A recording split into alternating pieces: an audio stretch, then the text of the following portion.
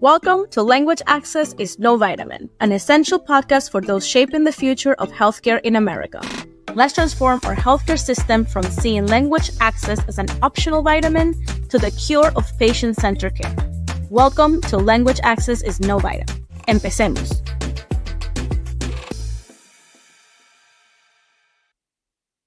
Hello, everybody, and welcome to another episode of Language Access is No Vitamin. Today, I have a special guest with me.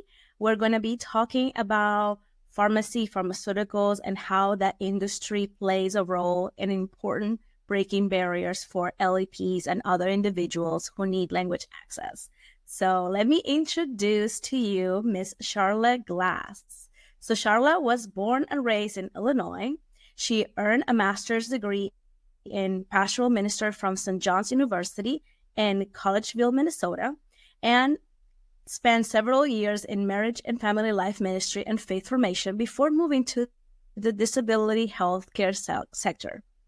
For the last 19 years, she has worked with Envision America, which provides pharmacies and audible large print, Braille, and translated prescription label solutions.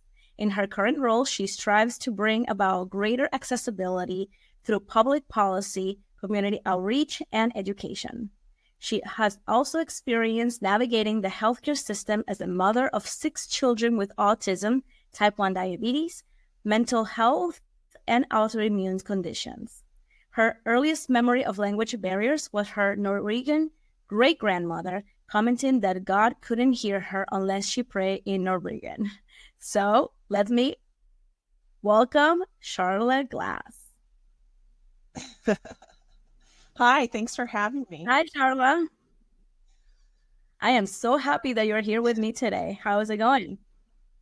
It's great. Yeah, it's going really great this spring. We have a lot going on, so I'm glad to be here and talk about language access with you.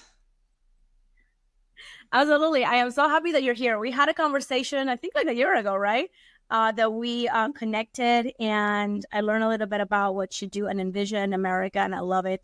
I show it to some of my clients about other opportunities, and, I'm very happy that you're here to, spread the word, because I feel like when we talk about healthcare and language access, a lot of us really focus on that patient-provider encounter, and we tend to forget about everything that happens before and after. And one of the big things that happen after is the pharmacy. It's a very, very big barrier that a lot of individuals that need language access, have, because we don't understand our regulations, we don't understand our rights, the duties that this pharmacists have. So there's a lot of unknowns when it comes to that. So I'm very happy that you're here. Thanks. Yes, there's so much that goes into it and providing the safety of patients in that sector. So, all right, let's get started. So I know your first language access experience was with your grandmother.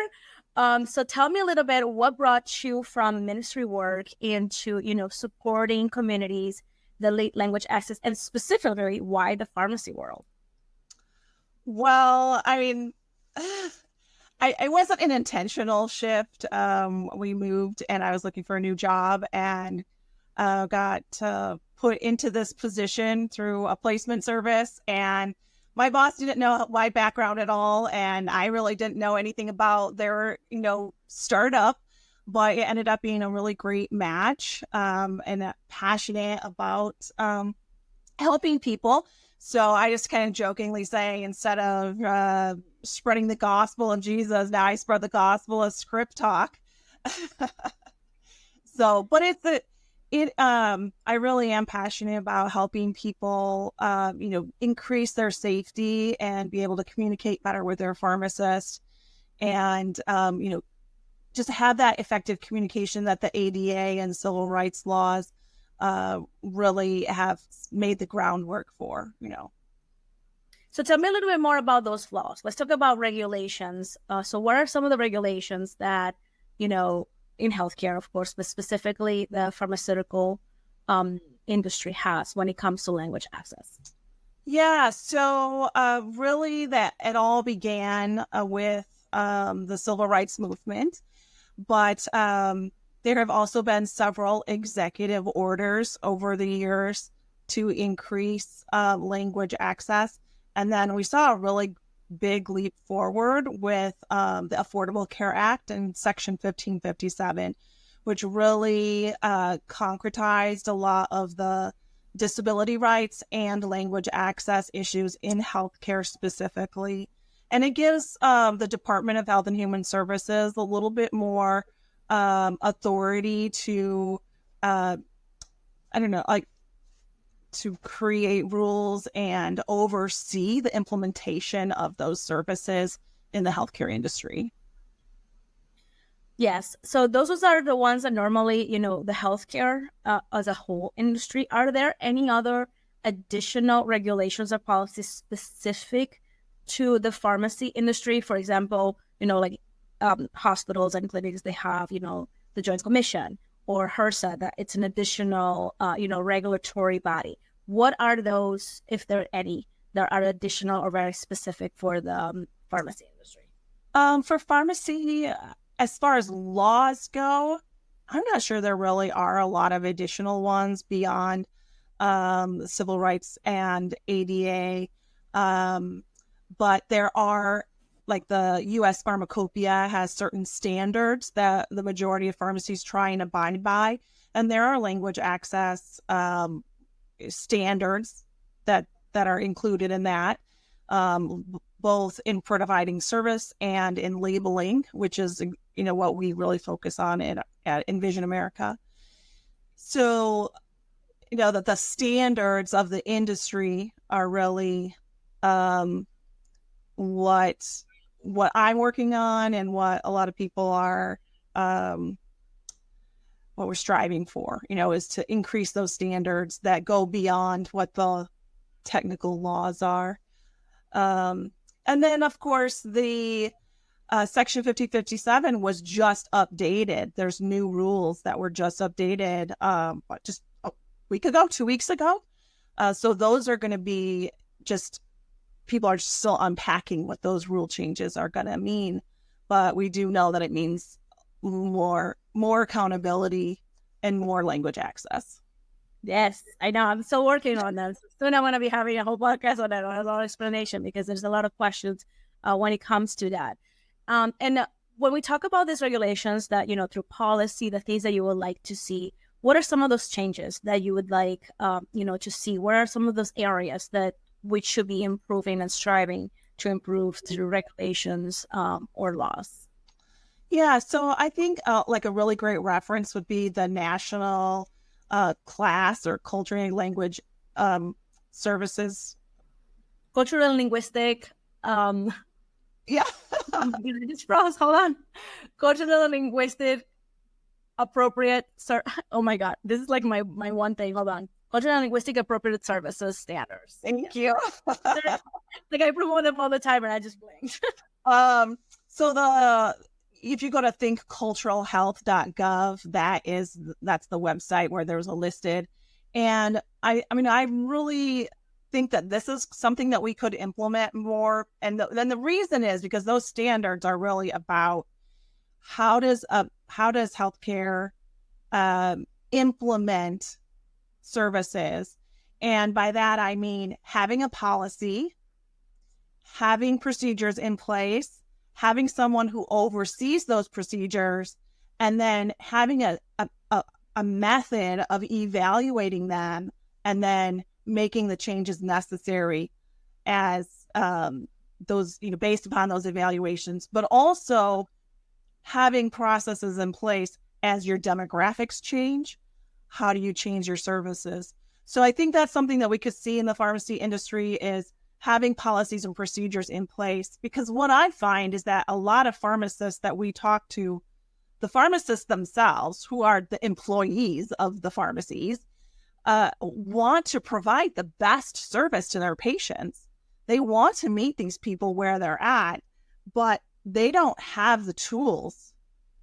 And so the pharmacy industry having those policies and procedures in place would give, and the tools like access to interpretation services, access to translation, access to dual language prescription labels, giving them the tools to be able to serve their patients the way they want to is essential.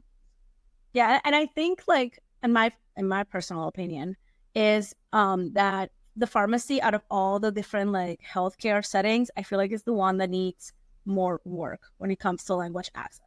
And I say that because like you're saying, I don't think that they are provided with the tools that they need.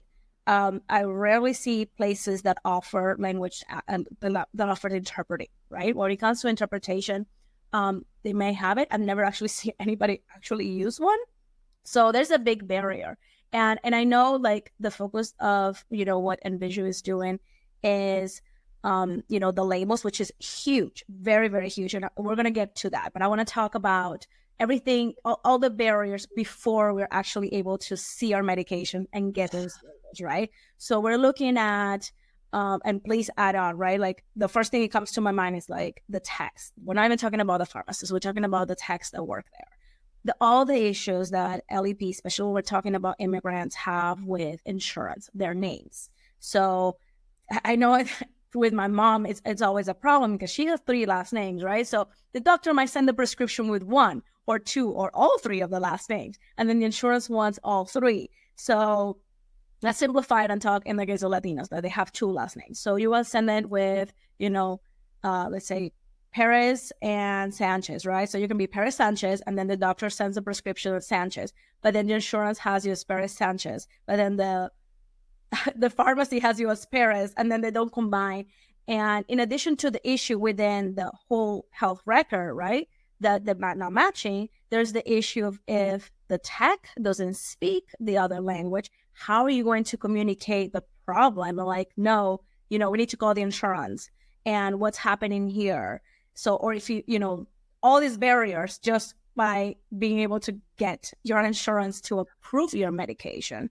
And then in addition to that, if you have questions about your medication that are not just in the label, they don't have interpreters to really provide that and answer extra questions if they don't have somebody that speaks the other language. And realistically, you can have, techs and pharmacists that speak all the language that you're going to be providing at a pharmacy. What are some of the barriers that you see? And I can see an easy solution to that is incorporating into the software fields for the various names. Like I'm sure I don't know them personally, but there's an actual reason and a name for each of the last names, right? So why don't we just incorporate that? Because there's so many people that have that, or even if not, like have your maiden name and your surname. So that could easily be solved by having more fields available, as well as having a field checked, needs language access or is visually impaired, so that the pharmacist isn't surprised when someone comes to the counter and needs additional services. So that's one thing. And also another barrier that I was informed of is, there's a lot of people who maybe are fluent even in English, but they don't read. And there's a lot of immigrants and refugees, especially women, who were never allowed to learn to read. And so they might have learned some English, but they were never allowed to learn to read. So they're still having that barrier of, they might need an audible label, because even if you give them a translated prescription label, they still can't read it. I love that you mentioned that, because that is a big barrier that we have as well. Because yes, like, when we're looking at a lot of immigrants, then they speak another language, like, yeah, they might be able to speak it, but, writing and reading, it's a whole different thing. A lot of immigrants come with no or very low education, like formal education. And then that is a barrier. Like, it's great that you're providing everything in, in the other language, but who's going to read that, right? So there's a lot of different components that language access really addresses beyond that basic, communication that we're having. That's a great example. And I mean, that goes also for the deaf community, because a lot of them, ASL might be their first language, which has a different grammatical structure than printed English. So even giving them a printed label, I've heard, can sometimes be a problem. I haven't quite found a solution though for that. How do you get an ASL, maybe a digital label or something? I don't know yet, but I think there's some videos, right? Like a scannable video, and you can just watch a video that has a new salesperson. I mean, I don't know. We're not, we're just explaining the problems. Those barriers that we don't even think of because that's not our everyday. So, and I think, there's barriers too when you just walk in the door. Is the path to the pharmacy accessible? Are there tons of things in the aisle for a blind person to trip over? Is there adequate signage to make it easy to find the pharmacy? Is there signage that says, hey, language access services are available in the language that I can read? Because if you just have that signed in English, that's not very helpful. And we, like, for the blind, we've said, you really have to ask people if they need something. Because if you have a sign that says, hey, we have special labels for the blind and visually impaired, but they're blind and visually impaired, they can't see that sign.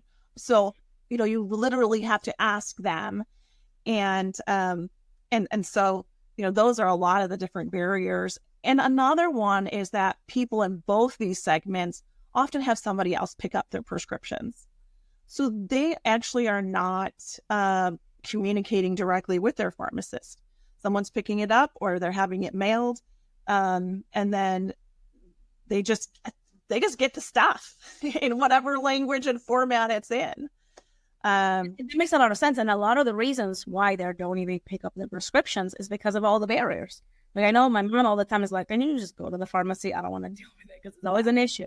So, and then of course they can't drive. So it's a lot of things, right? And that's good for both of them too, because, a lot of people don't have their driver's license yet, whether they're blind or they're, newly in the United States, or maybe you've been here for a while and it's just like not the top thing on your priority yet to get that.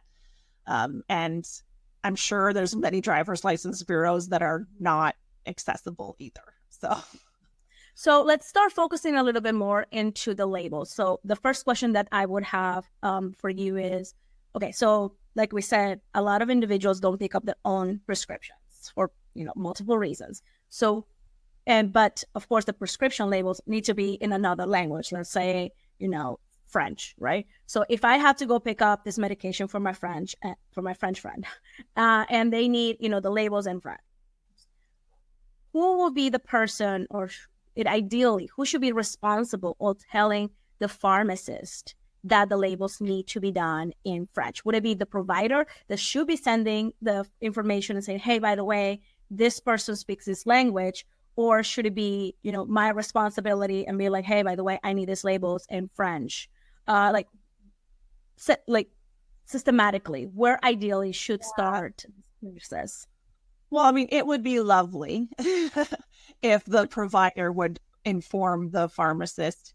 And I think more and more health systems are including that information in their electronic health records that they share, but it is not a universal standard yet. So while you can ask your provider to put that information on there, everyone's going to have to advocate for themselves and ask for that service. And hopefully pharmacists can indicate something in the record so you don't have to do that every single time.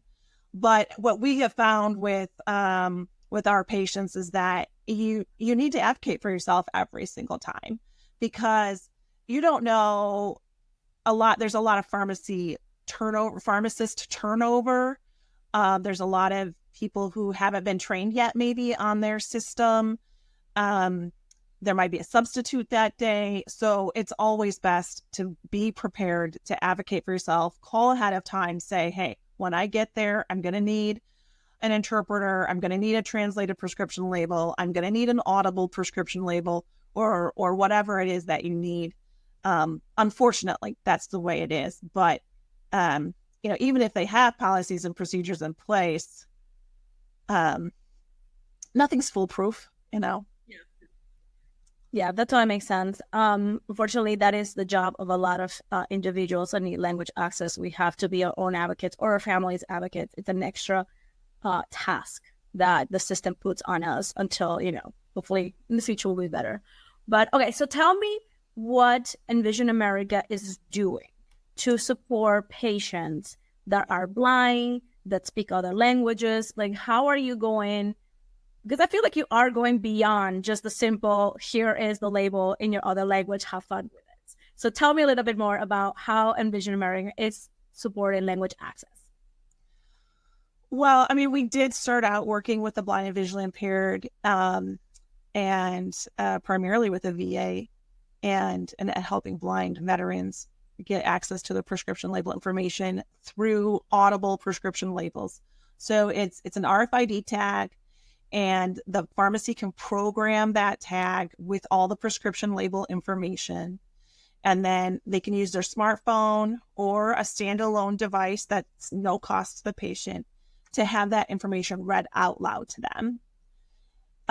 So then we also have large print options, and the large print option is also where we do our dual language label. So not just the translated information, but dual language, so that the bottle has information for EMS, or if you have another care provider that doesn't speak your native language, we want to make sure that all that legal label information is on there in English as well. So, and then we have Braille labels.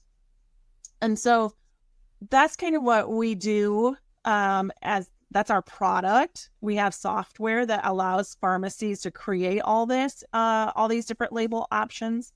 The pharmacies can choose which label options they want to provide, and how they're going to provide them. So we just kind of give them the tools to do that, and then they can integrate it into their existing system how they want. So they have a lot of flexibility. We have some pharmacies that do all of the label options, and then we have some that do only audible.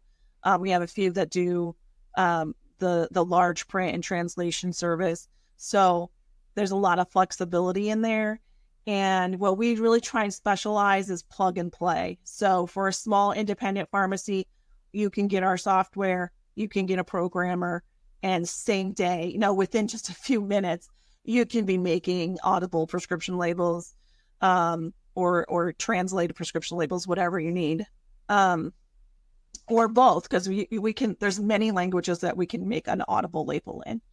So, just within a few minutes. It doesn't have to be a complicated thing. Although there are some pharmacies that are like, we want to make it complicated. We want it all integrated. And so, we do work with other pharmacy software companies to make sure that it gets integrated when people want to integrate it into their workflow. So I love that. So basically what we're looking at is, let's say somebody who is a senior, right? So they might not be blind, but they have a little bit of hard time. So we'll be able to get a prescription with large print so that it can read easily. And it can be in both languages, English and, let's say, Korean. And then also there will be an opportunity for them to scan it and listen to what the label is saying in Korean and or English, correct? So that way they'll be able to, cover all bases, right? If you need, your glasses, you can read it easily. If you need to give it to your friend who doesn't speak Korean, you can have it in English. But then also, if you don't know how to read, or, you just want to listen, because sometimes some people understand better by listening than by reading, they have the option to just listen to whatever the label says, all into the same prescription bottle, right? Right. Without extra cost for the patient. That's important, right? Right, exactly. And according to the ADA and Civil Rights Movement, of course, you can't charge extra for a basic human right. And that's actually something that's come up a lot in the legislative hearings that I've been a part of in the states that they're trying to do legislation, is the pharmacies feel like it's a special service sometimes. We're like, no. This is a basic human right. You can't charge extra for it. It's you're not doing them a favor. This is like critical safety information. So I feel like all healthcare looks at it. Like, that's why it's not a vitamin, right? Because it's not like a nice thing to have. But so what is the response, or, the pitch sale from Envision that, how do pharmacies absorb this cost? Because of course it has an extra cost. It's extra work. It takes longer. It has extra tools, whatever it is, it's always an extra cost. Just like having an interpreter, right? They also have to have an interpreter in line. at all pharmacies. So how do we explain to, the owners or the bigger companies of pharmacies, or even the pharmacists, like why, like how would you, absorb this cost and still be, cost effective for you to do this, besides the fact that, it's a law, you don't really have an option. But, looking at money, how do we explain this to, them? Yeah. I mean, I usually just try and say, listen, it's a cost of doing business, and you weren't doing it before, but that doesn't change that it's a cost of doing business. So we don't charge people extra for using a wheelchair ramp or an automatic opening door or grab bars in the bathroom.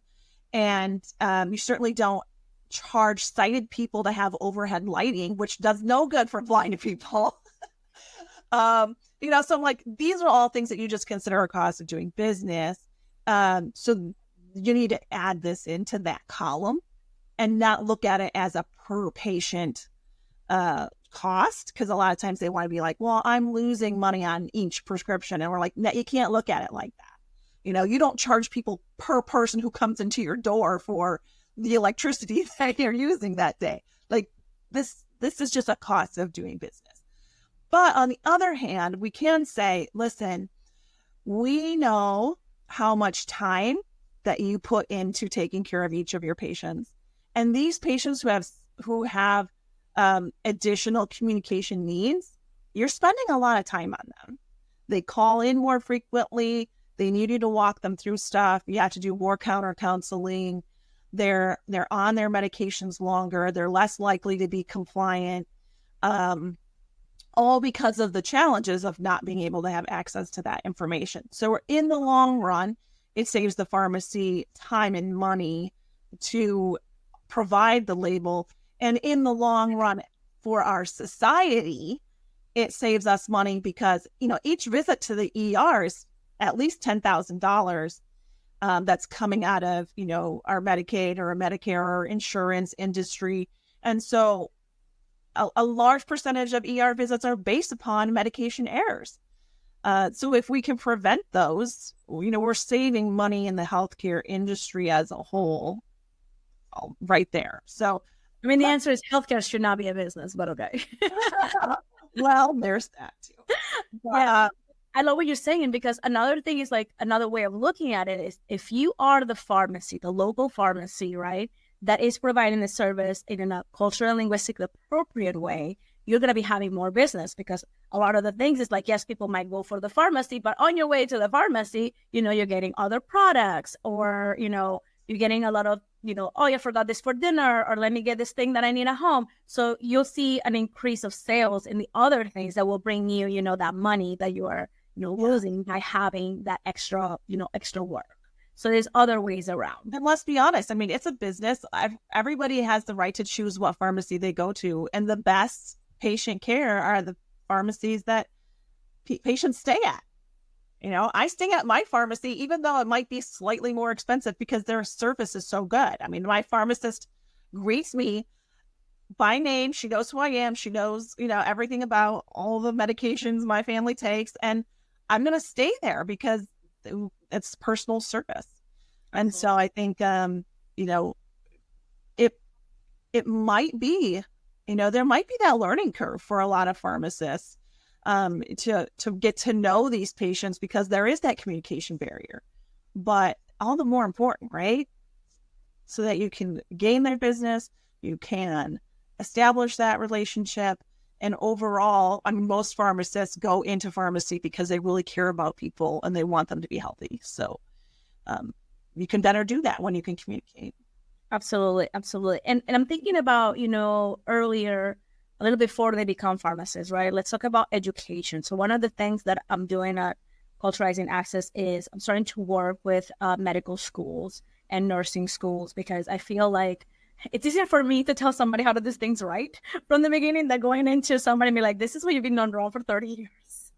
But it's not just medical students or PAs or nurses. It's also pharmacists and dental. So I know, for example, over 50% of dental students say that they never got any education on language access, which is horrible, because they all see eventually you will always see one patient, right? So when it comes to that, do you know if, in pharmacy, we see this? They don't get education on, language access, do they? I mean, Well, actually, based upon the number of students that call me for more information, I think there are a lot that actually are. So that's really good, and we've seen that increase over the number of years. More and more disability and cultural access classes included. We know whether it's just, a couple weeks worth or an entire semester is that could be improved, but still, I don't think it's universal yet, but it definitely is increasing lately. Okay, that's good. That's good. So I have two more questions before, we start to wrap up. How would, a pharmacist be able to advocate? How would you suggest for them to talk to their superiors and be like, listen, we need a language access time. Listen, we need, labels that can, speak. What's the correct term for this, for the labels to talk? I don't know, audible prescription labels? Audible prescription. There you go. It's been a long day. Audible prescription labels. So how could, they, advocate for this in their workplace? Is there any suggestions that you could have for somebody that works in the pharmacy and be like, listen, we need to improve this? Yeah, I mean, a lot of pharmacists do go up to bat for their patients, and say, hey, we have this communication need, and what are we doing about it? Or what policies do we have? Do we already even have a policy in place? And why isn't it being implemented here? Because there actually are a lot of pharmacies that have the policy, but the pharmacists don't know it. And then, it doesn't get handed down. So, actually having those conversations is important. And then I think managers and regional managers, store managers can certainly say, we're going to add some training into our annual training. There are some boards of pharmacy in different states that have required some cultural access education, and disability education. So, as part of the continuing education credits, they have to have so many credits in these different categories.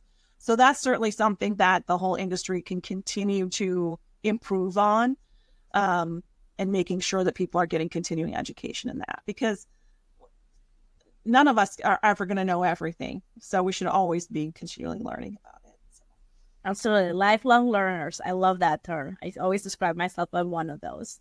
My last question for you would be, when it comes to policies, what do you see? What's being spoken about to improve language access, especially in the industry? Is there anything coming down the pipe that you're excited about, or something that you would like to see? Anything? So much. So what I've noticed over the years is, with the ADA and the Civil Rights Law, there's Title 1, 2, 3. So we start at the federal government, and then we see changes at the state level, and then finally down into public businesses and stuff like that. And so what we're really seeing a lot right now in language access is a lot of states and at the state and county level, implementing language access offices and language access boards, where they're really asking the questions of how can we better meet the needs. And so I think since we're seeing that going across throughout the United States, many states doing that, then the next tier will be the public sector, and it's kind of the trickle down thing. So I think we're going to continue to see the boards of pharmacy and different states adding statutes that say, this is how we're going to provide language access in our state, and this is how we're going to do it, in pharmacy industry. So we have seen that a lot with the access for the blind and visually impaired over the last 5 years. There's about 5 states that have passed legislation. This legislative season, this spring, we've seen 8 different states propose legislation. So far, Virginia has passed, and there's about 4 other bills that are just waiting for those final steps. So I'm really hoping that those pass. And we've seen several states pass language access in the pharmacy laws. Oregon has one of the best bills out there. New York and California have some very basic bills. And then Washington is working on some rules with their board of pharmacy. Nevada passed a law, though that one, the rules didn't really get put into place. So it's kind of in limbo right now, whether it's enforced or not, but there is a law. And so, I'm seeing more and more people ask this question, and I think we're going to see the public policy side of it and grow. I love that. I advocate for that for sure. It makes me very excited when we were starting to look at, because the reality is that, in my point of view, that, it would be nice if, businesses would do things because they're the right thing, but a lot of them don't, and they like to cut corners. And unfortunately, language access is one of those corners, unless there's regulations and legislative rules that, make them do. But also, when you have a public policy or you have a statute, it helps the board and it helps the pharmacies to know what policies and procedures they should put into place. Because what I have found is that when these laws have passed, the board of pharmacy is at a loss. Like, how do we do this? What options are available? What are the needs? Like, this is not their realm. So this is something that's really new to them. So the policies and procedures and the state statutes, those are actually helpful for them. And then it helps them to know, what's expected of them. And it helps patients to know what they have the right to ask for as well. Absolutely. Puts everybody on the same playing field, right? Everybody understands what's happening, and everybody, can understand their rights and their duties as well. So I love that. All right. So Sharla, I like to, ask all my guests, the title of the podcast is Language Access is No Vitamin. So what does it mean for you that language access is not a vitamin? It's not a vitamin. I mean, it's a basic essential need. So, it's so essential to have effective communication with your pharmacist and to know about your medications, drug information, things that could kill you or save your life, depending on how you take them. So it's definitely not a vitamin. This is true medication. I love that. Thank you. All right, so let's go ahead and do our myth of the day.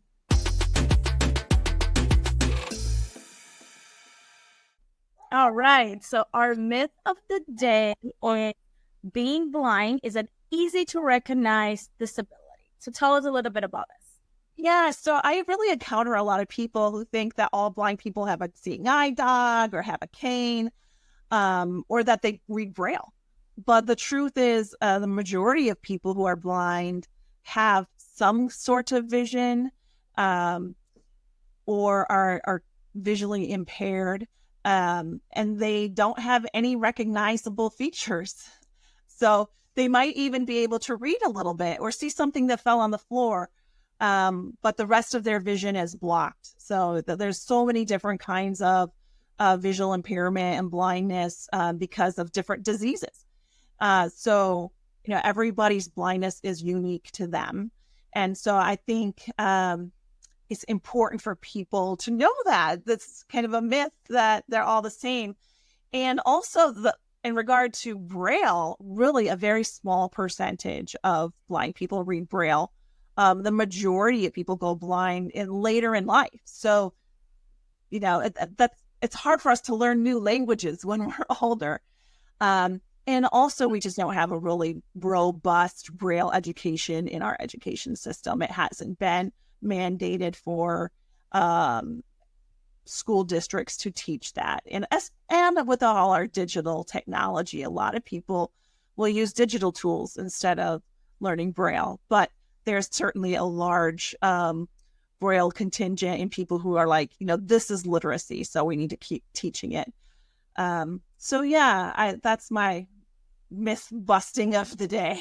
I love that. Like many other disabilities, blindness is not one that is, easy to recognize. There's a lot of disabilities that we can't see easily. Pun intended, not really pun intended, but it's not something like, right, there's different levels. different needs. And you said if you become blind for whatever reason older in life, you're not going to learn something, I mean, some people might, but it's easier if you are born blind or, it's very young that you have that learning curve for Braille. And I think that learning curve goes across to language access as well. If you come to another country later in life, it's a lot harder to learn another language. And so we need to have give grace for that. And I heard also too that a lot of people who, when they were younger, they came to America, they learned English, but as they get older and they get dementia or Alzheimer's or something like that, they forget English and they revert back to their native language. So that's important too. Yeah, I love what you said. It's all about giving grace, right? It's not about understanding why the other person needs the service. It's about accepting that they do and figuring out a way to support them. Yeah. It's really not our jobs to figure out if it's right or wrong that they speak English or they don't speak English. That's not the point. It's that you need the support and we're here to support, especially in healthcare. We are here in the business of saving lives and helping people live the best possible lives. And that includes understanding their meds, being able to get them and answer their questions. And like you said, a lot of issues that we have is treatment adherence. And that includes not being able to understand your medication, how to take it and when to take it and things like that. So it's not only the responsibility of the provider to explain that, but also pharmacists to provide that information in an easily and accessible way. Yeah, definitely. So thank you so much for joining me today. Any final words that you would like to share with the audience? I don't know, if you're in the pharmacy industry or if you are a case manager, and want to learn more about scriptability solutions, please, check out Envision America. There's also other solutions out there. CPS has an Audible label.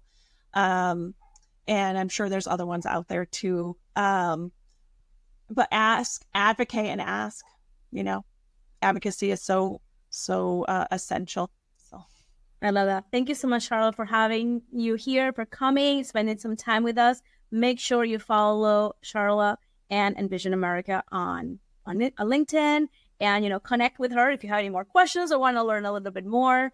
And as always, thank you so much. My name is Joana Tudela, and I am your strategic partner for multicultural patient-centered care. We will see you on the next episode.